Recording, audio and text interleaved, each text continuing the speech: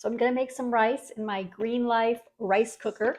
I got this to replace my old rice cooker because if you can see the inside, it looks kind of scraped up, and I've actually never used a metal utensil on it. It just sort of comes off over time, and we're probably eating that. This promises to be the ceramic coating means that it is healthier, no forever chemicals. It's got different settings for white rice, brown rice, quinoa, and oats because it's using something called fuzzy logic, which means it just senses all kinds of things going on in there to know when different grains are done. It also has a delay timer, which I like. I can just measure out all my stuff in there and it will turn on when I need it to.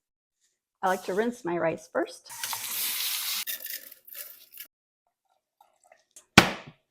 I'm going to press the menu button and it's going to cycle through all my choices. I want brown rice. I think I will delay it for an hour and then press and hold start. So it's cooking away, and I don't know if you can see, but there's steam coming out of this little thing right here, which is nice. My old rice cooker, kind of like the top, like sort of rattled, like steam's kind of coming out everywhere. It's just coming out of here. So it beeped 3 times. Now it says 4 because it's been on warm for 4 minutes. Let's take a look. Came with this little spatula. It looks good.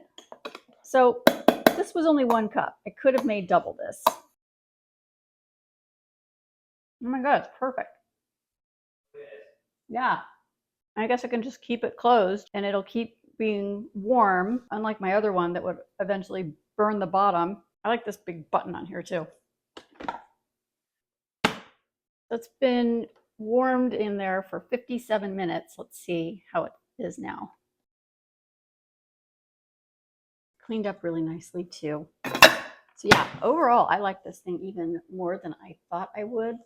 I like that it is nonstick ceramic, no bad chemicals. I like this delay timer feature. I like that it knows what to do with every kind of grain and that it keeps it warm for a really long time without drying it out.